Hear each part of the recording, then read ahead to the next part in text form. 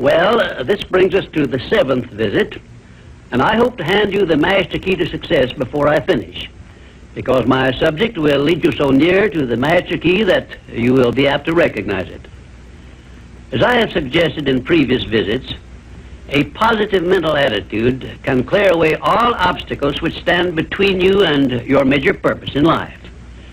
Because of the importance of the subject of our visit, I shall not only tell you that a positive mental attitude heads the entire list of the 12 great riches in life, but I am going to give you explicit instructions as to what you must do to keep your mind positive. In all the success books I have written, I have never suggested to my readers what they should do without clearly telling them how to do it. Are you ready? If you are ready, this visit may bring the most important change in your life you have ever experienced. 1. Learn to adjust yourself to other people's state of mind and difficulties so as to get along peacefully with them and to refrain from taking notice of trivial circumstances in your relations with other people by refusing to allow them to become controversial incidents. Great people always avoid small incidents of controversy when possible. 2. Establish for yourself a definite fixed system of conditioning your mind at the beginning of each day so you will keep it positive under all circumstances. 3. Learn the art of selling yourself to other people by indirection, such as asking leading questions which will bring out the sort of reactions from others which you desire. And do not permit yourself to be drawn into argument over unimportant subjects. 4. Adopt the habit of having a good hearty laugh every time you become irritated or angry, and it will help you if you begin each day with 1 minute of hearty laughing.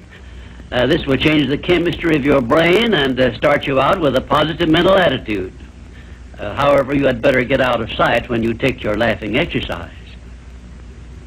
5. Start each day with an expression of gratitude for all the adversities, defeats, failures you have experienced in the past, and search for the seed of an equivalent benefit these have yielded you through the passing of time. Then give thanks for the blessings you expect to receive during the day. 6. Learn to concentrate your attention on the can-do portion of all of your problems and desires and start action where you stand in carrying out this portion. No matter what may be your problem or your desire, there is always something you can do right now that will help you. Find out what this something is and do it. 7. Learn to transmute all unpleasant circumstances into immediate action which calls for a positive mental attitude, and make this a fixed habit. For example, when you are angry, switch your mind to some sort of action in connection with your hobby or your major purpose in life, and keep it busy with that subject for 5 minutes. 8. Recognize that every circumstance which influences your life, whether it is a pleasant or unpleasant circumstance, is grist for your mill of life, and so use it to make it pay you dividends in one form or another.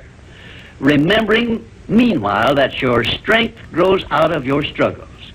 Follow this instruction and you will soon learn that there is no such thing as an unprofitable experience. 9.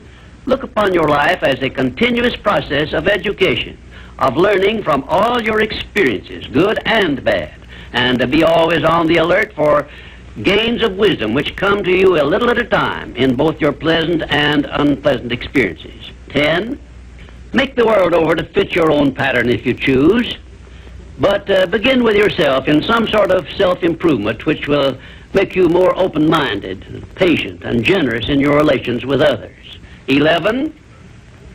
Express gratitude twice daily for your recognition of the fact that you have been given complete control over your own mind, and ask for guidance in order that you may use this profound gift wisely in all your thoughts and acts. 12.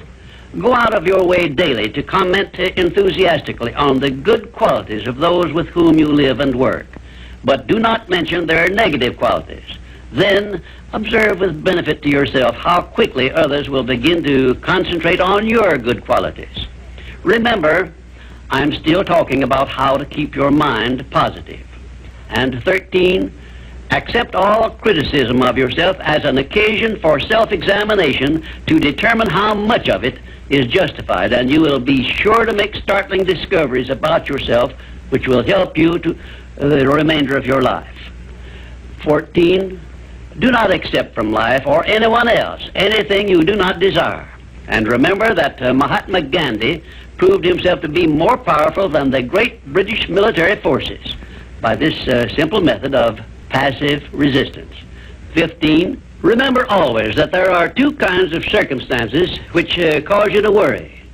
Those you can do something about, and those you can do nothing about.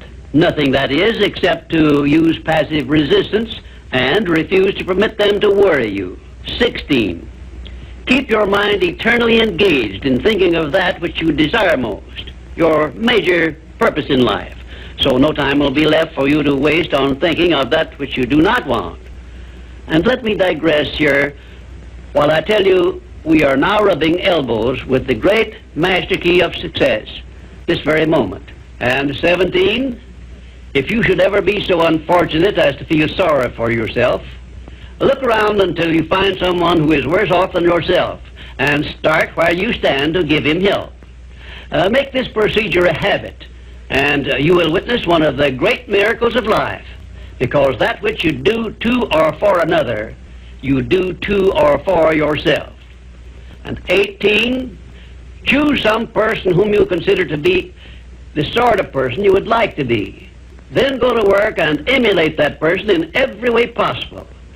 Great people have always been hero worshippers, but they pick the right sort of people to emulate. 19, cultivate your tone of voice so that your words have a pleasing musical sound. And remember that the sound of your voice is an open window through which other people look into your very soul. It will be a profitable investment if you will get a tape recording machine and record samples of your voice daily while you practice the art of expressing yourself through a friendly sounding voice. If you are engaged in selling, this practice will quickly pay off in monetary dividends. 20, last but by no means the least, write out this sentence and paste it in a prominent place where you work and on a mirror where you see yourself in your home. Whatever the mind can conceive and believe, the mind can achieve. Remember also that you are the only person who can provide you with a positive mental attitude. What are you going to do about it? On your answer to this question rests your entire future. Bloodstream of one whose mind is always positive. I have still another very important observation concerning the power of enthusiasm, which I wish to give you. I have observed that prayers expressed with intense enthusiasm bring much quicker and more satisfactory results.